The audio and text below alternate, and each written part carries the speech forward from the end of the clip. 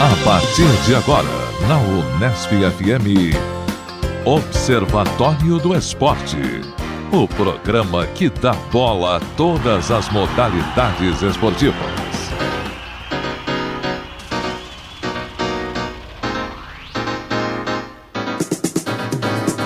Olá, ouvinte da Unesp FM. Hoje é sábado, 31 de maio de 2014. Começa agora o Observatório do Esporte. Eu sou Guilherme Dias e no Observatório de hoje, informação e análise dos acontecimentos esportivos da semana. Na reportagem especial de hoje, vamos falar sobre uma nova opção financeira para os clubes. Você sabe como funciona o contrato de jogadores de futebol por produtividade? Como isso pode afetar o seu clube?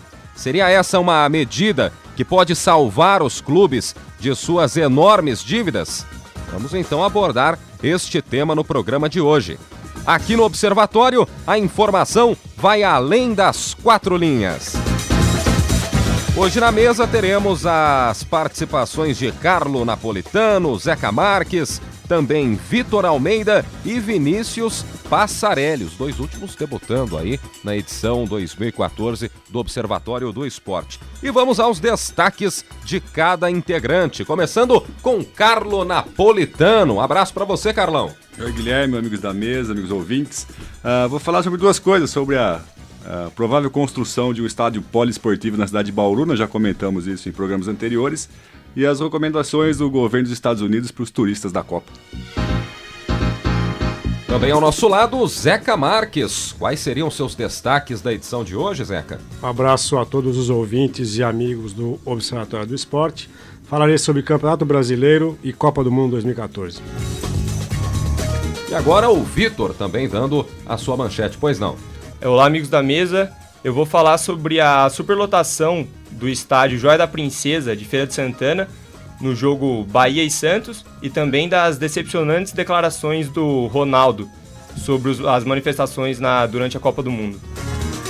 E agora eu passo a bola para o Vinícius Passarelli, suas manchetes. Olá, amigos da mesa, todos os ouvintes. Eu vou falar sobre a recente polêmica envolvendo os jogadores Lúcio e Emerson Sheik na saída do jogo do Botafogo e Palmeiras e também da nota oficial soltada pelo Atlético Paranaense que provocou os torcedores do São Paulo. Bom, e no programa de hoje eu vou falar um pouquinho também da preparação da seleção brasileira para a Copa do Mundo, que está virando um reality show, né? Inclusive, vários programas se aproveitando aí, participando também dessa preparação da seleção brasileira. Dá um pitaco também da Fórmula 1, né? Polêmica recente entre o Hamilton e o Nico Rosberg no último GP de Mônaco. Este é o Observatório do Esporte. Vamos agora aos comentários aprofundados, começando com Carlão Napolitano. Antes de mais nada, eu vou mandar um abraço aqui na sessão abraços de alguns amigos ouvintes do programa, né? Então, o Valdir Mortari, um colega que trabalhei com ele no fórum, ele, corintiano, mandou um abraço do programa, comentou o programa semana passada. Um outro colega também, professor do antigo IESB, o Rodrigo, professor de Economia, também comentou sobre o programa. E o Júnior Balesteiro, também um ouvinte do programa. Ele falou, até sugeriu a mudança do nome do programa, Zeca. Ele falou que deveria ser Observatório do Esporte Caipira, né? Ele comentou a participação do jauense Tiago e a minha, né, de Mineiros do Tietê. Eu acho que o único aqui que foge dessa lógica é você, né, Zé? Que eu acho que os demais aqui todos são interioranos. Sim. Não, o nome permanece como está, Carlão. Permanece como está. Mas os meus destaques da semana foi uma notícia do Jornal da Cidade da última terça-feira, no dia 27, dizendo que está tudo pronto, pelo menos no papel, para a construção de um ginásio poliesportivo aqui na cidade de Bauru. Essa matéria foi assinada pelo Thiago Navarro, todos conhecem. Grande Thiago. Foi formado aqui pela Unesp, nosso ex-aluno, e já há todo o projeto de construção, todo o projeto executivo, e a Prefeitura Municipal vai encaminhar esse projeto para órgãos federais e estaduais para obtenção de recursos. Seria um ginásio para 5 mil pessoas, poliesportivo. Acho que Bauru precisa de fato de uma arena esportiva, de um espaço esportivo como esse. Mas o que me chamou a atenção, eu me lembro que o Guilherme estava nessa conversa semanas atrás a respeito da localização da construção, né? Naquela oportunidade eu havia sugerido que a construção pudesse ser feita nas Nações Norte, ou na região norte da cidade de Bauru, que é o local da cidade mais carente de investimentos privados. E já houve, que parece um acordo, não é? Que não será feito na região norte da cidade, e sim será feito na proximidade da rodovia Bauru e Pau Sul, próximo da Marechal Rondon. Todo mundo sabe, a zona sul, né, da cidade é um lugar onde o investimento privado é forte, não é uma área até mesmo de especulação imobiliária. Então eu só tenho a lamentar essa questão de um investimento privado, ou melhor, de um investimento público, que poderia impulsionar uma área da cidade que não é desenvolvida. É só o governo municipal que está envolvido ou estadual também? Então, é o governo municipal fazendo o projeto, não é, de execução, de viabilidade, executivo, e o fomento, né, o recurso, Zeca, viria ou do governo estadual ou do federal. Então a Prefeitura Municipal de Bauru vai pegar o chapeuzinho e o pires e vai passar nos governos federais e estaduais para obtenção de recursos, que é um montante razoavelmente alto de investimento. Mas o que eu lamento é que o poder público poderia usar desse instrumento para desenvolver, ou para iniciar, para catapultar o desenvolvimento de uma região que é carente de recursos privados, né? Esse seria realmente o ideal. É claro que a gente comemora por um lado, né? Já nas outras edições a gente falava e cobrava mesmo, né? Bauru já chegou num ponto que precisa, é uma coisa necessária ter esse ginásio poliesportivo, pelo crescimento do projeto do basquete, pelo crescimento do futsal, pelo crescimento do vôlei também, que vem muito forte. Então, e para tantas outras modalidades também, né? Mas esse ponto, né, poderia realmente ser na Nações Norte.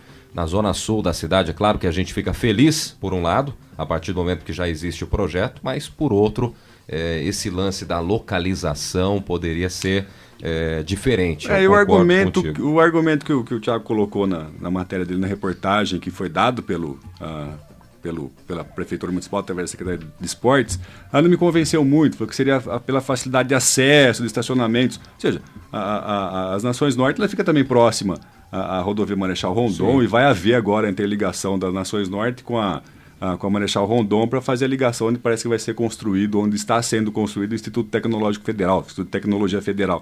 Então é um argumento furado, né? Então deveria ser aproveitada essa oportunidade para desenvolver um setor da cidade que carece de recursos privados, de recursos de investimentos privados, e o poder público poderia fazer isso aí. De qualquer forma, a gente até citou nas últimas edições algumas palavras cobrando o secretário de Esportes, o Roger Barudy. Fica aqui o nosso registro então, né? Parabenizando o Roger e também o prefeito Rodrigo Agostinho, enfim, as pessoas que participaram aí deste projeto ainda, mas que com certeza trará bons frutos para a cidade de Bauru num futuro próximo. E o segundo assunto, já também falei isso aqui em programas anteriores, são as recomendações dadas por governos estrangeiros para os visitantes, para os turistas, para a Copa do Mundo, que vai acontecer dentro de 2 semanas. Agora foi a vez do governo dos Estados Unidos divulgar uma cartilha, né, com várias dicas para os turistas norte-americanos, e 3 delas me chamaram a atenção, né?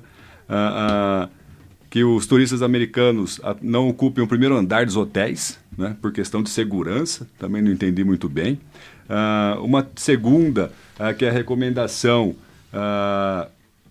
para se tomar vacinas, né? Então há uma indicação para 10 vacinas que deveriam ser tomadas, tríplice viral, bacteriana, que os Estados Unidos contra catapora, um dos jogos dos Estados Unidos é em Manaus. Então sim, a preocupação tem a ver com o fato de ser a região amazônica. Mais 10, né? É bastante coisa, né, Zeca? E a terceira, talvez a mais inusitada aí, é a recomendação para os americanos trazerem as suas próprias camisinhas, né? Desconsiderando até a globalização desse mercado aí, até uma das patrocinadoras. Não, uma das principais fabricantes de preservativos é uma empresa americana. E patrocinadora da Copa do Mundo. Patrocinadora da Copa do Mundo. Então é esquisito, né? No mínimo esquisito. E a cada semana que passa, né, Carlão? A cada recomendação, a cada cartilha que um país lança, as dicas vão cada vez mais, né, sendo inusitadas. Até certo ponto, vão piorando, né? Vão piorando. Tá descendo a ladeira. É bom que comece logo a Copa do Mundo. É bom que comece logo e que acabe logo. E a Austrália foi a primeira seleção a chegar, né, ao país. Com alguma recomendação? Não? Teve alguma recomendação? Eu saiba, não. A Austrália chegou antes porque vai embora mais cedo também. Não vai fazer grande coisa, então já aproveita um pouco mais o país. Cuidado. Não deve ficar muito tempo a seleção A gente vai cobrar. Isso está registrado, isso está gravado. Nós vamos cobrar você mais à frente, que a Austrália pode surpreender. Pois é, a Austrália, aliás, a FIFA mexendo com a geografia, né? A Austrália que disputou as eliminatórias asiáticas, embora seja um país da Oceania, né? Mas eu já comentei isso à época das eliminatórias. Eu acho um absurdo que uma equipe sul-americana, no caso desta vez foi o Uruguai, disputasse uma repescagem com a Jordânia. Eu acho que o Uruguai tem que disputar uma repescagem, se tiver que disputar com alguém da América Central e América do Norte, alguém da CONCACAF. O problema é que aí ou o México ou os Estados Unidos poderiam perder vaga. E para o mercado global é importante que Estados Unidos e México participem da Copa. São as duas seleções, ao lado de Brasil e Argentina, que têm participado de todas as últimas edições de Copa do Mundo. Realmente. É bem por aí mesmo, né? Bom, mas cartilhas à parte, mais algum registro, Carlão? Não, só esse por enquanto. Tá certo. Então, Carlão Napolitano trazendo aí as cartilhas, né? Vários países com materiais específicos para torcedores que vão prestigiar a Copa do Mundo em território brasileiro. Você está sintonizado na Unesp FM ao Observatório do Esporte. Agora vamos aos comentários estendidos de Zeca Marques. Pois não, Zeca? Bom, primeiro uma notícia e um comentário a respeito de uma notícia anedótica ainda sobre Copa do Mundo. É que a França, numa ação, o que se chama de marketing de guerrilha, a França teve o ônibus utilizado na Copa 2010 destruído pela própria patrocinadora da França, que à época era a Adidas. Né? A Adidas destruiu o ônibus para que não houvesse nenhum vestígio do fiasco e do fracasso que foi a participação francesa naquele Mundial. Uma participação que inclusive ficou marcada com uma greve de jogadores, uma espécie de motim, com uma tentativa até de agressão do jogador Evra contra um membro da comissão técnica e contra algumas palavras pouco amistosas desferidas contra o treinador da equipe. Agora, o engraçado é que a Adidas queira apagar o ônibus, né? Houve uma destruição do ônibus, sabendo que ela não é mais a atual fornecedora do material esportivo da França. A atual fornecedora é a Nike. Então, eu acho que esse marketing de guerrilha, na verdade, é um anti-marketing, porque estou destruindo a marca que financiou aquela participação anterior. Eu confesso que pediria ajuda. Esquisita, né? Não, eu pediria ajuda aos universitários de marketing e publicidade que me explicassem o porquê disso, porque eu confesso que não entendi. Né? Ainda sobre Copa do Mundo, houve no último dia 27 de maio um texto publicado pelo Mário Magalhães, jornalista que atuou durante muito tempo na Folha de São Paulo. Ele tem hoje um blog vinculado ao UOL. E, por coincidência, há cerca de 2 semanas eu estive com ele numa mesa naquele simpósio de estudos sobre futebol que aconteceu em São Paulo, na Universidade de São Paulo, no Museu do Futebol. O Mário Magalhães tem uma postura assim, muito crítica com relação a uma série de questões que envolvem o jornalismo esportivo e a Copa do Mundo. E o texto dele, que é um texto muito provocativo, com algumas afirmações muito interessantes, outras muito polêmicas, mas o título chama-se "Se tivesse padrão FIFA, o Brasil seria muito pior". Ele vai um pouco na contramão das afirmações que a gente ouve, inclusive nas manifestações de rua, e que o Brasil precisa ter hospitais padrão FIFA, escolas padrão FIFA, transportes padrão FIFA. E aí ele faz uma leitura um pouco enviesada, dizendo que o padrão FIFA não poderia ser padrão para nada, porque a FIFA é uma entidade ligada a casos de corrupção, de desmandos, de apoio a ditaduras. Então que o padrão FIFA é justamente aquilo que o Brasil não deve ter. Né, nessas áreas que envolvem a não prática esportiva. Teoricamente que o povo estaria lutando contra, né, reivindicando. Exatamente. Aí ele fala, por exemplo, é padrão FIFA cuidar da saúde quando sabemos que jogos na Copa de 86 foram marcados ao meio-dia no calor mexicano? E ele vai pontuando todas essas questões e envolvimentos perversos de dirigentes da FIFA, mostrando que esse é o padrão que tem que ser combatido e não defendido. Agora, ele também faz um uso pouco... Ele não consegue compreender a metáfora da ideia de se pedir padrão FIFA, que é a outra leitura que ele não coloca aqui. O que a gente fala quando quer hospitais, escolas e transportes padrão FIFA? É aquilo que tem um rigor de execução, que tem um rigor de qualidade, que no fundo o discurso é esse. Né? E ele faz essa outra leitura provocativa e fica aqui uma reflexão. E o texto dele termina da seguinte maneira: a FIFA já nos fez muito mal, fará mais ainda se o seu famigerado padrão se tornar o nosso modelo, né?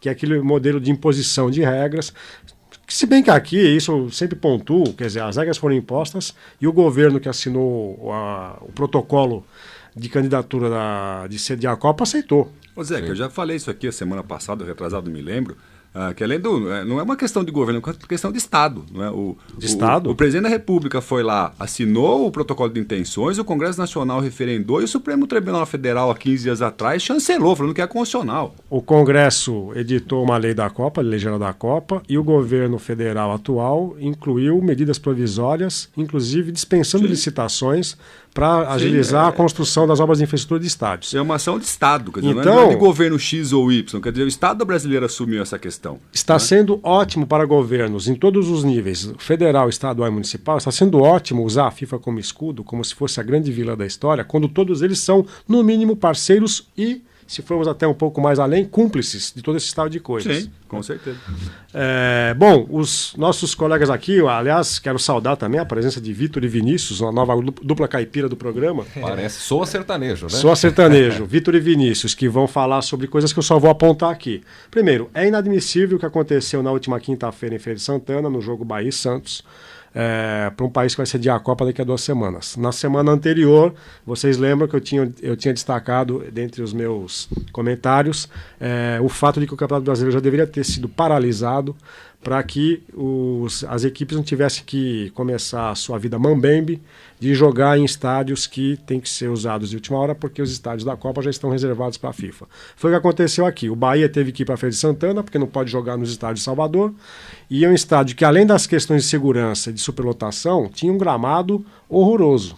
Né? O gramado do campo de futebol aqui do nosso campus da Unesp, acho que está em melhores condições, o da educação física. Foi por já isso que o tá Santos horroroso. ganhou, né, Zé? Que maldade do Carlão. Até o técnico falou isso. Mas o até em Osvaldo. virtude, até sobre este assunto, né, qualidade de gramado, eu tive a oportunidade de acompanhar na semana passada Corinthians e Atlético Paranaense no Canindé, gramado horroroso também do Canindé, e recentemente Corinthians e Cruzeiro estava um pouquinho melhor. Não pode falar mal do Canindé. Não, mas cara. isso Até pela explica- utilização Isso da explica- portuguesa de futebol americano, né? Isso explica porque a portuguesa está mal na Série B, porque o gramado do Canindé não ajuda. Mas a portuguesa, que tem problemas de gestão também inacreditáveis, tem usado o estádio Canindé para jogos de futebol americano. E, inclusive, as marcas, né? As demarcações do gramado, As jardas. as jardas aparecem ali porque pintaram com tinta verde por cima. E hoje é dia de confronto lusitano. Vasco e Portuguesa se enfrentam. O ruim contra o pior.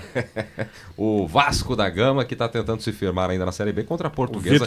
Vitor pediu a palavra. Zona do rebaixamento. Pois não, Vitor? Como o Zeca falou, a gente tá tendo esses jogos em estádios alternativos, como no Joia da Princesa em Feira de Santana e no Canindé também jogos do Corinthians.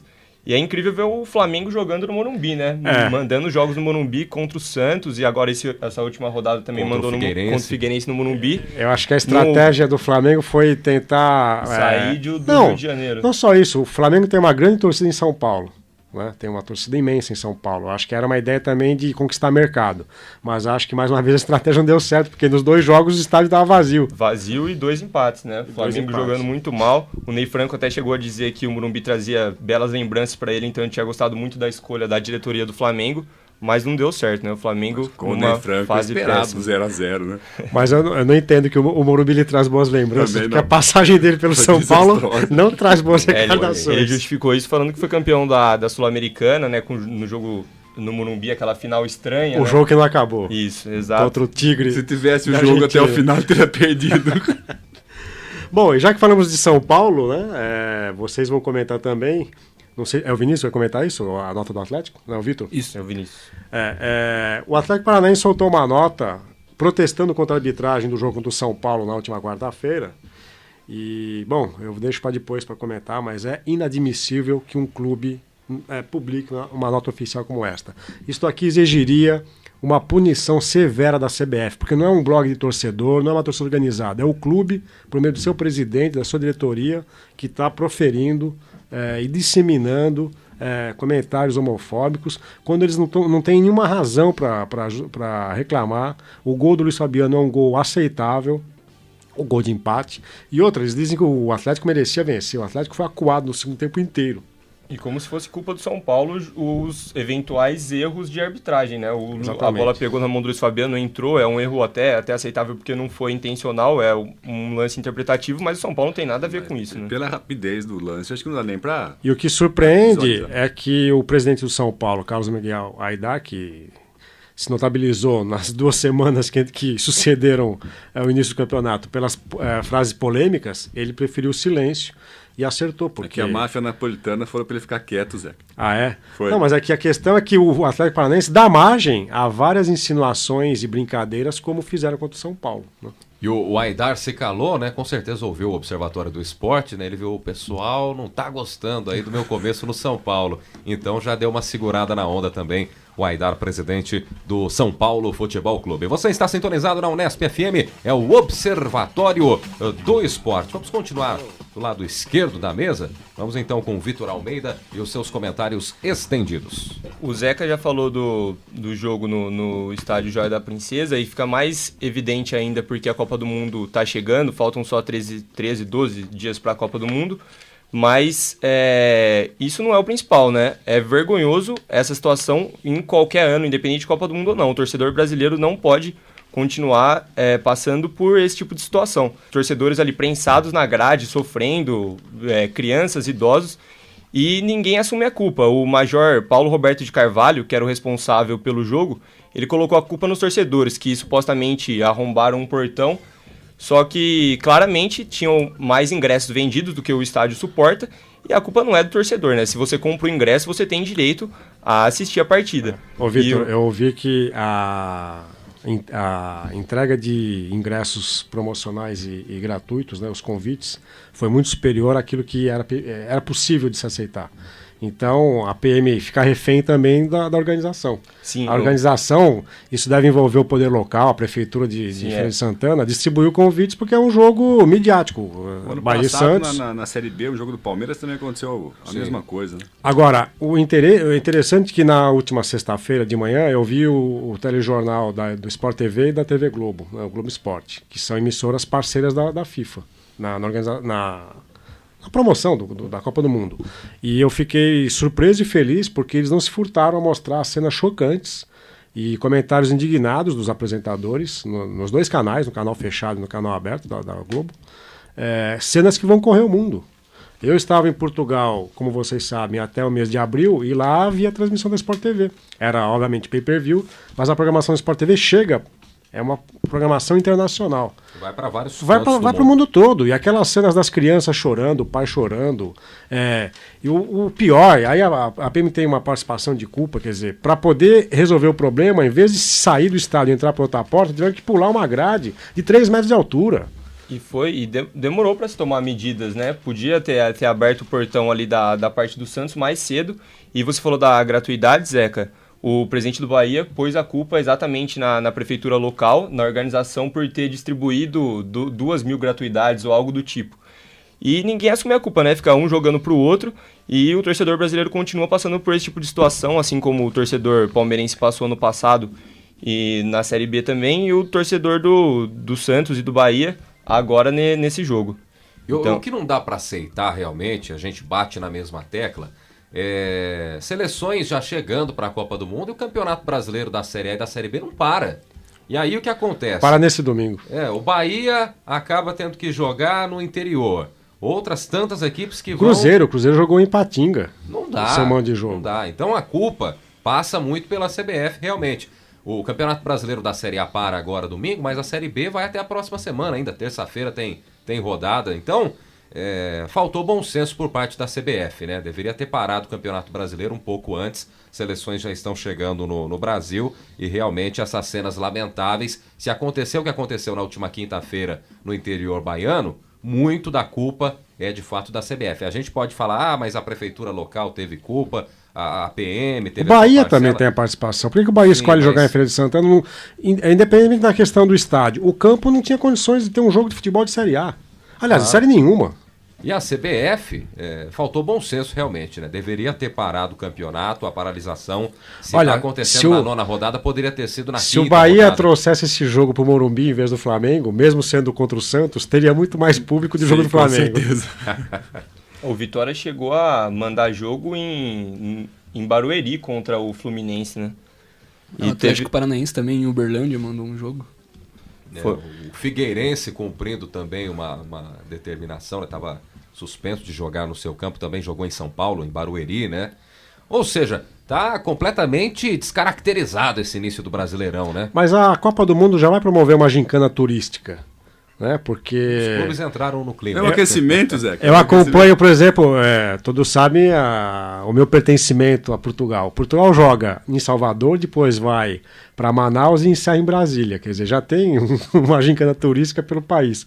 A Série A está fazendo a mesma coisa com os clubes que disputam a Série A.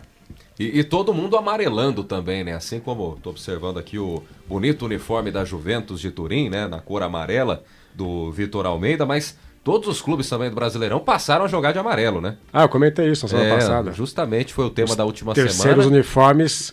E não para, né? amarelos, O não pessoal para. não tem esse desconfiômetro. O Palmeiras também. chegou ao cúmulo de colocar camisa amarela e calções azuis. Isso foi muito estranho, né? Porque quando lançou esse uniforme era pra ser camisa amarela, calção verde, né? Que combina mais com o Palmeiras. O calção azul ficou realmente muito estranho. E a CBF notificou grande parte dos clubes que lançaram camisas amarelas para que essas camisas fossem retiradas das vendas e também que os times não utilizassem em campo. O Palmeiras foi um dos que se salvou nessa e as camisas voltaram a ser vendidas mês passado e o Palmeiras vai poder utilizar. Dos clubes que eu conheço que são mais próximos da nossa realidade, o único que tem direito de usar verde e amarelo é o Jaú, aqui do nosso querido amigo Thiago, porque o Jaú tem as cores verde e amarela no seu uniforme principal. 15 tá em clima de Copa desde Desde que foi fundado. 15 de novembro. Pois é. Você está sintonizado no Observatório do Esporte. Para concluir, Vitor, sua participação? Eu também separei para falar um pouco das declarações do Ronaldo. Ele falou essa semana que tem que descer o cacete nos baderneiros, nos manifestantes que usarem máscaras e que quebrarem alguma coisa na Copa. E é mais uma declaração infeliz do Ronaldo, que há algum tempo vem mudando seu posicionamento em relação à Copa do Mundo, né? Ele era totalmente a favor, faz parte do comitê organizador, sempre fez considerações a favor da Copa do Mundo, que seria um benefício muito grande para o Brasil, os estádios trariam inúmeros benefícios. E de uns tempos para cá, depois que ele declarou apoio ao Aécio Neves nas próximas eleições presidenciais, ele começou a bater bastante no governo federal e na Copa do Mundo, dizendo que o Brasil vai sentir vergonha dessa Copa, que os estrangeiros que chegarem aqui para a Copa do Mundo vão ver que o Brasil é um país super desorganizado e tudo mais, e que a FIFA nunca mais vai querer fazer um evento aqui no Brasil. Então, é interessante perceber essa mudança no posicionamento do Ronaldo depois que ele declarou apoio ao Aécio Neves nas eleições presidenciais. Tem uma outra fala dele aqui que é interessante. Assim, fui várias vezes almoçar com o Lula. Eram almoços maravilhosos. Também gosto muito de estar com o Fernando Henrique Cardoso. Ele conta histórias incríveis. Eu não tenho relação com a Dilma. Talvez porque a Dilma não beba uma cachaça. Não é? Então, também uma manifestação aqui, uma fala também não muito feliz dele. Talvez a Dilma não gosta de futebol. Não gosta de futebol, não gosta de vinho, como o enólogo Fernando Henrique Cardoso, não é? Então, talvez... Quem gosta de cachaça, Carlão? É o Lula, né? Com certeza. O indicativo aqui, a própria Folha de São Paulo fala, disse rindo, lembrando a suposta preferência de Lula pela bebida, não é? Mas independentemente, né, se o Ronaldo apoia na política, se vai apoiar o candidato X ou Y, né? Eu não achei nada elegante, nada bacana essa mudança de postura do Ronaldo, que defendia a Copa do Mundo com unhas e dentes. De repente... Eu acho que a questão não é nem política, porque há estados que têm governos do PSDB que apoiam a Copa, e o estado de São Paulo, por exemplo, teve toda uma mobilização para que a abertura fosse no Itaquerão. Então a questão para mim é que ele está percebendo que a Copa vai deixar uma má imagem e ele tem interesses comerciais nisso. Então ele já está anunciando, olha, haverá problemas... E eu quero me isentar porque eu não tenho... Tá tirando o corpo fora aos 45 do segundo tempo. Então, para mim, a questão política aí é secundária. 45 dá um indicativo, e não fala muito 45 do segundo tempo, porque senão pode ter uma conotação política também. Também. 46, vai. Vitor, mais algum registro, algum destaque? Por enquanto, só isso. Tá certo, então, Vitor, que continua aqui na mesa debatendo os demais temas, porque agora vamos passar a bola para o Vinícius Passarelli. Bom, vou falar da polêmica que aconteceu na última quarta-feira no jogo entre Botafogo e Palmeiras, que aconteceu no Prudentão, que... Palmeiras e Botafogo foi o jogo. Palmeiras e Botafogo. Mano do Palmeiras. Isso. E 2 jogadores conhecidos aí do futebol brasileiro se envolveram em uma polêmica na saída do intervalo do jogo. O Emerson saiu declarando aos repórteres que o Lúcio era um jogador de mau caráter e todos sabiam disso já. E com alguma insistência dos repórteres, ele disse que o Lúcio chegou a chamar ele de gay no jogo e com meio que nas palavras dele, falando como se gay fosse um monstro. E essa foi a declaração do Emerson Sheik na saída do intervalo. No final do jogo, os repórteres foram ver a palavra do Lúcio. E ele disse, primeiro ele perguntou, ele falou que se ele disse mesmo isso, se o Emerson mesmo disse que ele falou isso, ele vai ter que provar. E depois ele falou que se ele era mau caráter, que ele sabe quem é envolvido em casos de contrabando é o Emerson. Eu acho que é complicado a gente tomar um posicionamento nessa situação, porque a gente não sabe realmente o que cada um falou pro outro dentro de campo. Acho que mesmo o Emerson tendo um histórico aí de polêmicas, ele sempre é envolvido em algum caso polêmico, é difícil. Eu acho que vale só falar que a gente sabe que esse tipo de preconceito, esse tipo de coisa existe no futebol, e o futebol é o reflexo da nossa sociedade, então eu acho que vale isso, a gente tem que alertar sempre, tentar diminuir o máximo possível esses preconceitos que existem no futebol, assim como na sociedade. O futebol acaba sendo um reflexo. E Vinícius, independente de quem começou, né, os dois foram infelizes, porque a gente sabe que num jogo de futebol, muitas vezes o que acontece lá dentro, a gente sabe que acontece mesmo, seria hipocrisia falar que não. Existem insultos, existe todo tipo de coisa lá dentro do gramado, mas eles colocaram isso, trouxeram para o lado de fora do campo. É um episódio lamentável, das duas partes. Das duas Não partes. tem certo e errado, né? Acho que tanto o Emerson foi infeliz, como foi infeliz também o Lúcio. Os dois deveriam se desculpar, isso sim, né? Porque quando a gente fala que não queremos mais violência nos estádios, não queremos mais esse tipo de coisa, e aí os jogadores que deveriam ser os ídolos dos torcedores tomam esse tipo de posicionamento. Esse episódio mostra exatamente a curva descendente das carreiras dos dois jogadores. Tanto o Lúcio, que veio para o Brasil sonhando eventualmente com a possibilidade de disputar a outra Copa do Mundo, é por isso que ele se transferiu para São Paulo, não tinha mais espaço no mercado europeu, e o Sheik, que depois que foi campeão pelo Corinthians de tudo em 2012, foi dispensado do próprio Corinthians. Quer dizer, ele que é o herói da Libertadores, foi dispensado do Corinthians e vai parar num clube que, pelo que tudo indica, deve lutar para não cair no campeonato, que é o Botafogo. Então, acho que isso mostra muito a curva descendente da carreira dos dois. E são, como você disse, Guilherme, eles deveriam desculpar-se não só entre eles, mas para a opinião pública. Isso é o tipo de discussão que o ouvinte, o telespectador, não tem direito de ficar ouvindo em casa. O que é exatamente isso. E como disse o Vinícius, o que acontece dentro de campo acaba acontecendo nas arquibancadas e na sociedade, né? Isso é apenas um reflexo da sociedade que a gente vive, e só essa semana 2 casos de comentários homofóbicos, né? Tanto do presidente do Atlético Paranaense, como esse suposto comentário do Lúcio contra o Sheik. Então a gente tem que lamentar isso, né? Que a nossa sociedade continua cheia de preconceitos e o futebol segue a mesma linha. E eu fico aqui pensando, né? Se fosse ainda 2 garotos, né? 2 jogadores começando a carreira, né? No meio do futebol, mas 2 jogadores já indo pro final da carreira, como o Zeca disse. Eu não posso comentar porque eu não vi, né? Como bom palmeirense, não vi o jogo, e também não vou mais falar do Palmeiras, que a semana passada eu fiz um elogio, né? E depois do meu elogio, o Palmeiras perde 2 seguidas. Então eu vou parar de falar. Uma curiosidade, o Valdívia tem jogado pelo Palmeiras ou não? Ele tá na seleção, né? Já foi selecionado. E sentiu uma lesão na preparação. Não, porque a gente vai chilena. discutir daqui a pouco o pagamento por produtividade. O Valdívia ficaria com caixa zero no final do mês, né, Carlão? Há muito tempo. Muito tempo, Não só agora, não, Zé. O Palmeiras Valdívia liberou ele 2 semanas antes para treinar com a seleção chilena. O Palmeiras não tinha obrigação de liberar e liberou, o que é meio...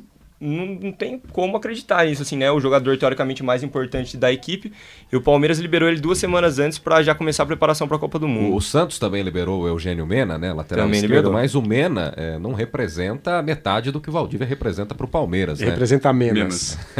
Pois é. Nem pensei no trocadilho. Vocês estão muito bem de trocadilhos.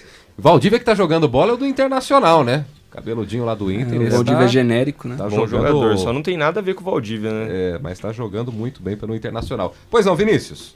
Bom, outro assunto já foi comentado aqui na mesa pelo Zeca. Foi a questão da nota oficial soltada pela diretoria do Atlético Paranaense, em que ela repudia o suposto erro de arbitragem no gol do Luiz Fabiano. Eu acho que realmente foi um erro. Para mim o gol foi muito legal. Você não é São Paulino. Não, eu sou corintiano, mas então tá explicado. acho que é claro que a bola bateu somente no braço. A regra não é o que eu disse. Aquela decisão do árbitro é perfeitamente aceitável. Não houve nenhuma intenção do Luiz Fabiano de tocar a bola com o cotovelo, com o braço, com a mão. Foi muito rápido também, né? Foi muito rápido. Tanto que o Gaciba, na transmissão do jogo, ele faz um comentário brilhante. Se fosse um lance contra o São Paulo, se fosse na defesa do Atlético, não seria pênalti. Não deveria se marcar pênalti naquele lance. Então, se não se marca pênalti quando é um lance de ataque que favoreça a defesa, não se deve marcar uma infração do ataque. Então, eu acho que a decisão foi aceitável. E outra coisa, houve um pênalti anterior para o São Paulo que poderia ser marcado e não foi. Então, essa nota do Atlético, independente da questão gravíssima que é a acusação homofóbica aos torcedores do São Paulo, ela escamoteia a verdade dos fatos, né? Mas desculpa, Vinícius.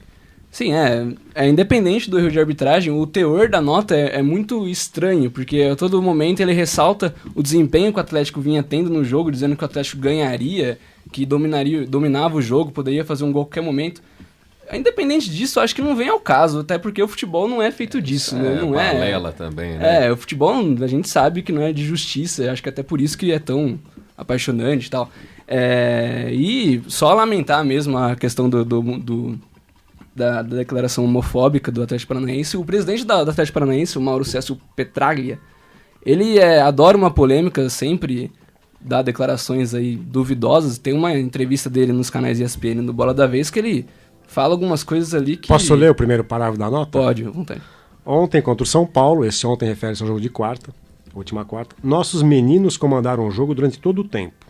Em nenhum momento, a garotada do CT do Caju, que é o CT do Atlético em Curitiba, deixou a experiência de Rogério Ceni e demais Bambis superar a nossa técnica e a nossa garra. Então, este é o início da nota oficial do Atlético Paranaense, né? Então, por aí a gente já percebe, o presidente do Atlético já foi chamado de metralha, né? Sim. Porque ele se envolveu num caso de corrupção de arbitragem que culminou com a queda à época do Armando Marques, que era o chefe da arbitragem da CBF. Ele chamava o Oscar Roberto Godoy do unha de cavalo, porque o Godoy não aceitava nenhum tipo de corrupção. E esse caso ficou clássico na arbitragem no futebol brasileiro dos anos 90. Então, Zé, uma curiosidade, essa nota ela foi assinada pelo presidente ou ela... Nota oficial do Atlético Paranaense. É nota oficial do clube, né? Eu acho que isso que mais espanta, né? Não é um blog de torcedores, nada, é uma nota totalmente oficial. E o site do Atlético Paranaense, ele não divulga os gols dos adversários, pra você ter uma ideia. Ele só coloca os gols do Atlético. Isso é incrível também. O Atlético pode ter perdido de 3-2, só vão pro site os 2 gols do Atlético. Sim, se o Atlético perder de 5-1, ele vai colocar o gol do Atlético. Se for 4-3 pro teu adversário, o Atlético ganha de goleada, então. Goleada. Sim. Que coisa absurda, né? E a gente fala aqui, hoje, por exemplo, já falamos de Lúcio, de Emerson Sheik, de nota do Atlético Paranaense. É tanta coisa que o futebol poderia não ter, né? Poderia passar batido, né? Não dá pra entender, né? Como o pessoal tá falando besteira, principalmente aí nesses últimos dias, né? Tanto os jogadores como também posicionamento infeliz por parte do Atlético Paranaense. Muito bem, você está sintonizado na Unesp FM 105,7, ao Observatório do Esporte. E abordando também aqui, né, os temas que eu separei para esta semana, principalmente da seleção brasileira. Só falar da Fórmula 1 também rapidamente. Hamilton e Rosberg, né, o último grande prêmio aí no último final de semana, o grande prêmio de Mônaco, causou aí uma polêmica, né? Teria o Rosberg errado intencionalmente para facilitar o seu desempenho no final de semana, o Hamilton não gostou.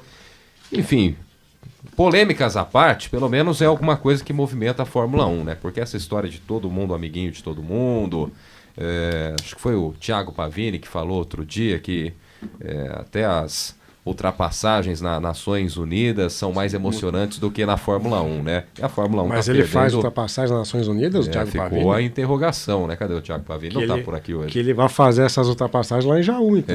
Aqui não. Na Avenida Frederico Ozanam, em Jaú. Tá certo. Tá E por ali, o grande Thiago. O Hamilton e o Rosberg, eles são amigos de infância, né? Eles correm juntos desde do começo da adolescência dos dois. E esse episódio do erro eventualmente proposicional do Rosberg acabou com a amizade dos dois, que é de longa data. Agora, alguém que foi tricampeão de Fórmula 1 e que faz ultrapassagem na pista, não nas Nações Unidas, é o Niki Lauda. O Niki Lauda estava em júbilo com essa rivalidade, porque ele acha que é aí que se formam os campeões, né?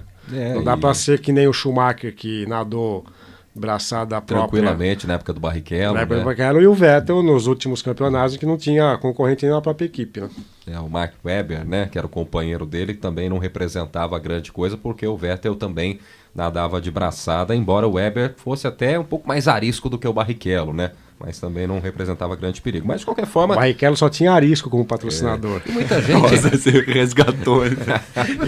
Muita gente reclamava do Barrichello, que só ficava em segundo, né? E nem isso a gente tem mais hoje em dia para brasileiro, né? Porque o Felipe Massa tá passando longe do pódio já faz algum tempo. Mas fica aí o registro também da Fórmula 1, quem sabe a qualidade, né, das corridas, a rivalidade também deu uma apimentada nesta temporada 2014. E preparação da seleção brasileira, Copa do Mundo, né? Os trabalhos já começaram nesta semana pelos lados da Granja Comari. Seleção brasileira que vai fazer ainda amistosos antes da estreia no Mundial contra a Croácia no próximo dia 12 de junho. Mas eu fico preocupado porque tá virando um grande Big Brother aquilo, né? Um reality show, inclusive com alguns programas globais interferindo no treinamento do Luiz Felipe Scolari, no rendimento desses treinos. Está repetindo a preparação... 2010, né, Zé? Não, 2006. 2006, porque a preparação também tinha uma ideia de reality show. E muitos jornalistas já têm... até o Juca Kifuri fez uma provocação no blog dele, que saudades do Dunga. Porque para a Copa 2010 foi o contrário. O Dunga não abria a concentração para nada. Tanto que o episódio clássico, ele se indispondo com o Alex Escobar, das organizações Globo, que queria uma exclusiva depois que o Brasil tinha ganhado o jogo das quartas de final e classificado para das oitavas e classificado para as quartas contra a Holanda. E em 2006 tem o episódio clássico da torcedora que entrou em campo para abraçar o Ronaldinho, né, na preparação da seleção. Se atirar ao chão com o Ronaldinho Gaúcho. E era na Suíça, né, a preparação do Brasil para a Copa de 2006. Tá certo. Eu não concordo também com esse tipo de expediente, né, porque independentemente se você está treinando para um Mundial ou para qualquer outro tipo de campeonato, mas ainda mais tratando de uma Copa do Mundo, né, acho que o pessoal deveria levar um pouquinho mais a sério essa situação, até para ilustrar um pouco mais o comentário. Anteontem, né, o Luciano Huck gravando na Granja Comari, levou até um rapaz para conhecer os atletas. Acho até a atitude bacana, né? Eu não vi a matéria, mas sei que o rapaz que ele levou para visitar a seleção é deficiente, enfim. Independentemente disso, acho que não é hora, não é momento para isso. Talvez Brasil... aí falta notícia esportiva, então tem que preencher o noticiário com outro tipo de informação. Pode ser. Por mais que a iniciativa possa ser bacana e tal, claramente foi só para ter uma matéria para o programa do Luciano do Huck, né? Sim. O treinamento da seleção foi interrompida para ter uma matéria para o programa dele, para dar audiência o Caldeirão do Huck. E ninguém está discutindo se o rapaz tem esse direito de conhecer a seleção brasileira, visitar um treino ou não. Até bacana. Eu acho que todo mundo que gosta da seleção deveria acompanhar um dia, ter essa oportunidade. Mas acho que não é o momento para isso, né? Tá forçando a barra. Na verdade, a semana passada eu li a agenda da seleção brasileira. Até quarta-feira não tinha nada. Né? Até quarta-feira, exames médicos, almoço, jantar. Depois começou a ter treino. Começou a ter treino a partir de quinta-feira. Isso se explica pela falta de atividades também dos jogadores nessa semana. Talvez na próxima semana, na que anteceda ao jogo de abertura, talvez não tenha esse oba-oba. Você está sintonizado no Observatório do Esporte aqui na Unesp FM. Vamos então para o conteúdo da nossa matéria especial da semana. Observatório do Esporte. Confira a reportagem da semana. Um tema em debate. A profissionalização do futebol brasileiro teve início na década de 30. No entanto, até hoje, muitos clubes se encontram afundados em dívidas devido a administrações ruins. Depois de mais de 80 anos, os clubes não se profissionalizaram como era esperado e o amadorismo na maior parte das gestões é evidente. Ainda com dívidas com antigos jogadores e com a receita fiscal, os contratos de produtividade para atletas aparecem como uma das saídas para equilibrar as finanças de um clube. Esses contratos baseiam-se em salários fixos menores do que se paga normalmente, com adicionais por metas alcançadas individualmente e coletivamente, como explica o advogado especialista em direito esportivo Eduardo Berol. tem-se um salário fixo, geralmente, né? Porque os atletas, eles geralmente optam por ter uma garantia, e depois o recebimento de outros valores depende da quantidade de jogos que você participa, dependendo da posição de gols que você faz. Então, tudo isso é acrescido ao contrato. Um dos objetivos desta estratégia é evitar que os clubes paguem a seus atletas valores incompatíveis com aquilo que eles rendem em campo, como ressalta Eduardo. Aqui no Brasil está se fazendo isso agora para evitar a contratação de jogadores que custam alto, né, pelo salário que recebem e pouco produzem, né? Assim o clube não tem a obrigatoriedade de arcar com todos os valores que em tese eles receberiam se não fosse a contratação desse salário por produtividade. Recentemente, os contratos de produtividade ganharam destaque na mídia esportiva por terem sido adotados pela nova gestão da Sociedade Esportiva Palmeiras, comandada pelo presidente Paulo Nobre. Ao adotar tal modelo de gestão, Paulo Nobre, que há muitos anos atua no ramo empresarial, tem despertado diferentes opiniões da torcida e da imprensa. O coordenador administrativo das categorias de base do Palmeiras, Raul Facchini, justifica e defende o uso desta política de remuneração por metas. Acredito que seja um acordo positivo para os dois lados. Eu acredito que seja uma segurança grande para o clube, não remunerar apenas como salário em valor fixo e que seja imutável, entendeu? Eu acredito que seja extremamente um mecanismo de segurança para que não haja uma acomodação do atleta, tanto no que diz respeito aos mais jovens como nos profissionais. A essência é a mesma. Para Anderson Gurgel, jornalista especializado em economia do esporte, as críticas da torcida a esse tipo de administração se devem a uma certa romantização do futebol. Existe ainda um universo ligado ao esporte, particularmente ao futebol no Brasil, que tem uma aura muito forte de amadorismo, de romantismo, né? Então, quando se fala de produtividade, a gente está falando efetivamente de trabalho, né? E há uma percepção muito romântica do futebol, como se o futebol fosse só amor à camisa, um vínculo com o clube só por paixão, etc. e tal. O que não é verdade, né? A gente sabe que os atletas são atletas profissionais. As críticas à diretoria palmeirense se intensificaram após o clube alviverde perder o atacante Allan Kardec, um dos principais jogadores para o rival São Paulo. O Palmeiras propôs a Kardec um contrato de produtividade, enquanto o time do Morumbi lhe ofereceu um elevado salário fixo.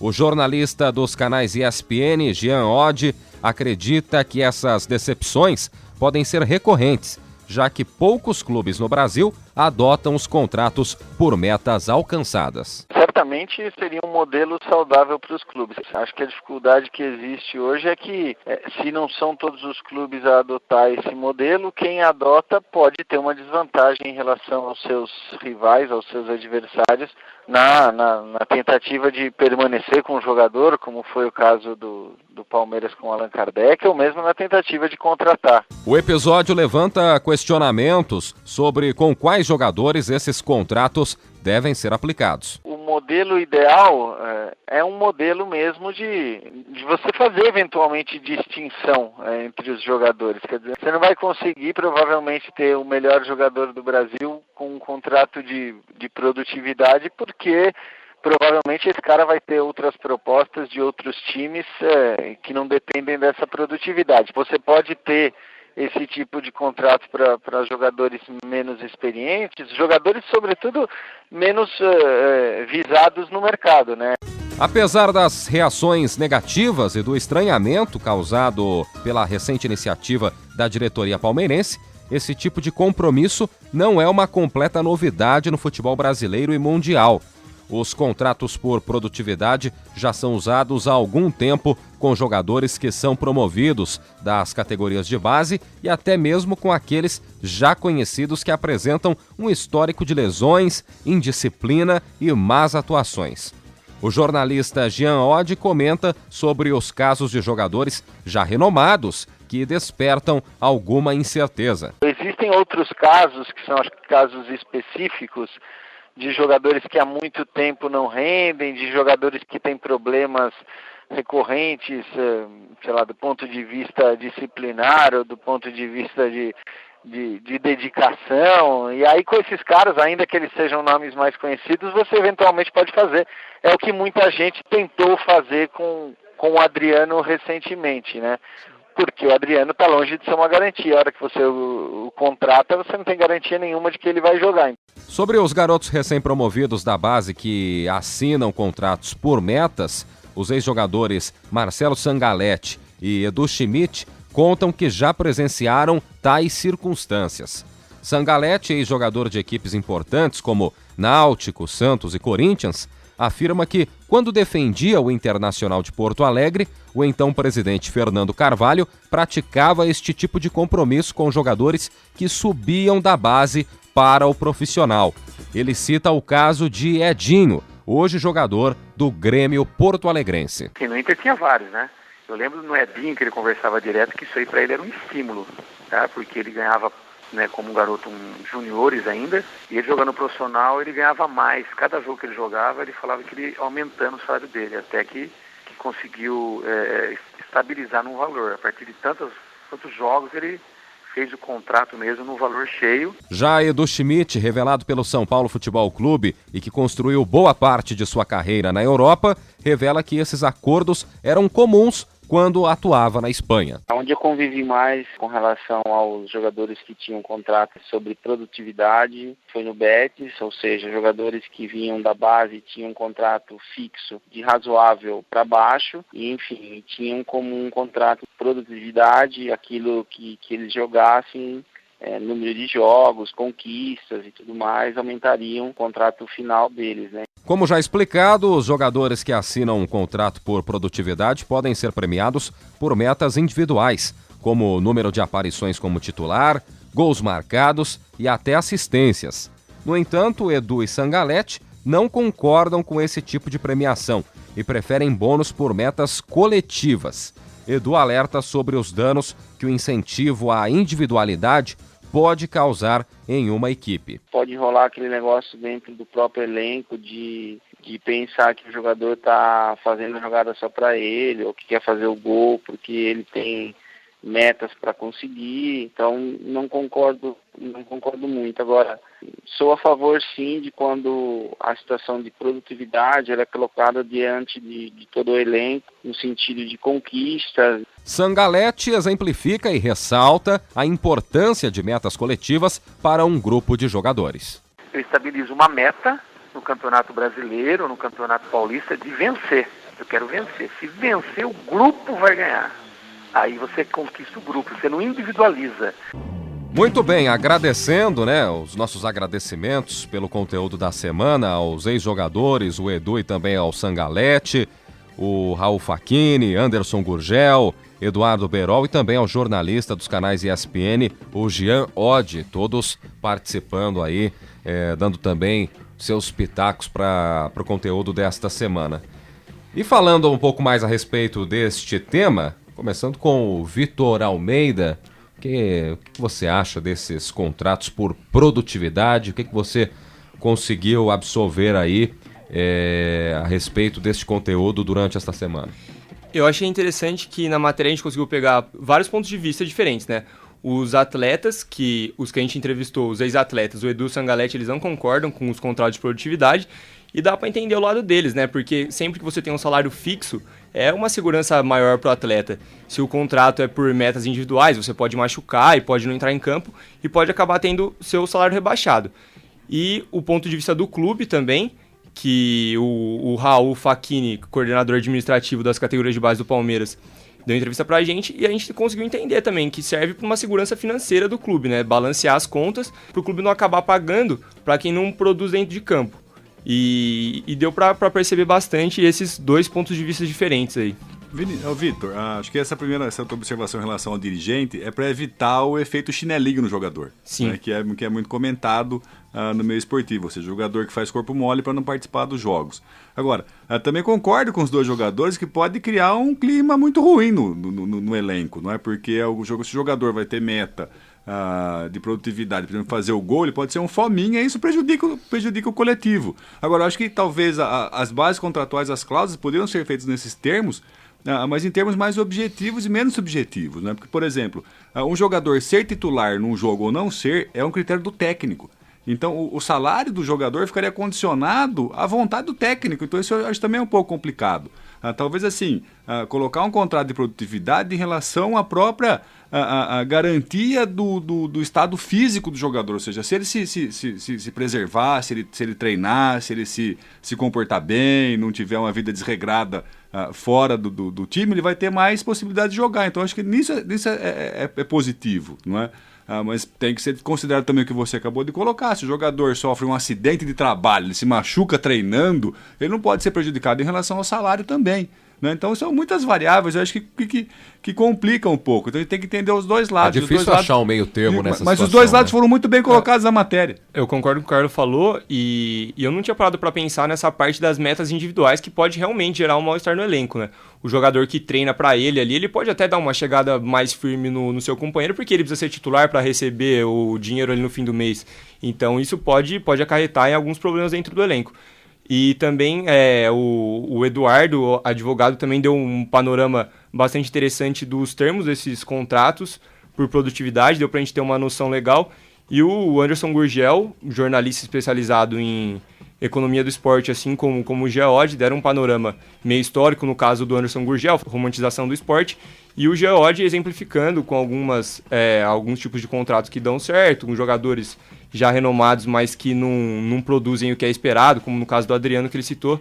Então acho que deu para ter uma noção legal dos contratos de produtividade. Bom, eu sou a favor dos contratos de produtividade, né, por produtividade, mas respeitando aquilo, né, não nas metas individuais, porque de repente tem um pênalti lá e o cara vai ganhar mais por gol marcado. Deixa eu bater esse pênalti aí que eu preciso trocar meu carro esse mês e deixa eu fazer esse gol. Os caras vão brigar pela bola. Então é complicado nesse sentido. Agora, a ideia é boa, tem que achar o meio termo. Pois não, Vinícius? E fazendo essa matéria eu percebi que acho que a maior complexidade para empregar esses contratos é o caráter de distinção que tem entre os jogadores na hora de empregar isso, porque como o Jean Oddi fala, é difícil você oferecer um tipo de contrato de produtividade para o melhor jogador do time, para os jogadores que mais dão retorno em campo, porque nesse atual momento do futebol brasileiro, provavelmente ele vai ter uma oferta de um clube que vai oferecer um salário fixo maior para ele. Então, esses contratos, agora eles funcionam melhor com jogadores que sobem da base mesmo, ou nesses casos específicos, como que o Jean Oddi fala, de jogadores que têm um histórico recente de lesão, de indisciplina, mesmo de más atuações, como é o caso do Adriano e tal. Então acho que tem que ter um equilíbrio nisso. O Geode, ele fala exatamente isso, né? Que como tem poucos clubes que adotam esses contratos por produtividade, os que adotam acabam tendo uma desvantagem, né? Porque se você oferece um contrato de produtividade para um jogador, vem outro clube e oferece um fixo, ele vai optar pelo fixo. E então acabam tendo essa desvantagem nesses clubes. E as categorias de base, muitos dos entrevistados falaram sobre isso, porque esses contratos são adotados há bastante tempo nas categorias de base já até para incentivar os atletas, né? Porque os que vêm da base são diferentes do que já estão estabilizados no mercado. Eles querem alcançar as metas, eles querem ter convocação para seleções sub-21, sub-19, então essas metas acabam incentivando ainda mais o desempenho desses atletas. Acho que um problema que teve agora, que foi logo no começo do emprego desse contrato, teve o caso do Allan Kardec, né, que era o melhor jogador do Palmeiras, mais importante no momento do atual do time do Palmeiras. Atravessava a grande fase e perdeu para um grande rival que é o São Paulo, então esses contratos acabaram sendo mal vistos já. E independentemente, né, Vinícius, de quem concorda, quem não concorda, mas o importante é que o Observatório do Esporte trouxe, né, aprofundou-se aí num assunto que tem sido bastante comentado, mas ninguém se aprofundou tanto, né, nas últimas semanas. E o Observatório do Esporte trouxe um pouco mais de informações a respeito desse contrato por produtividade, principalmente hoje para o torcedor do Palmeiras, mas que amanhã pode servir também para o torcedor do Corinthians, do São Paulo, enfim, para quem adotar essa política daqui para frente. Você, ouvinte do programa que acessa as redes sociais, curta a nossa página no Facebook. O endereço é o www.facebook.com/. www.observatório do esporte. Acesse também o blog do nosso programa, o endereço é o www.observatoriodоеспорte.blogspot.com.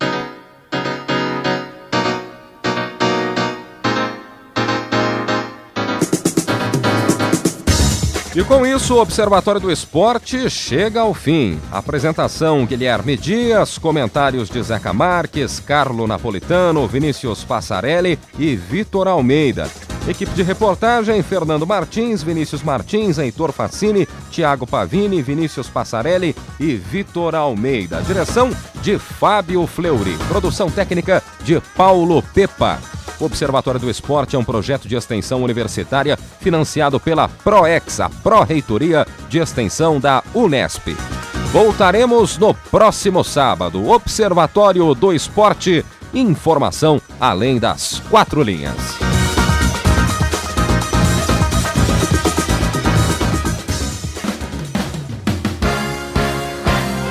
A Unesp FM apresentou Observatório do Esporte, o programa que dá bola a todas as modalidades esportivas.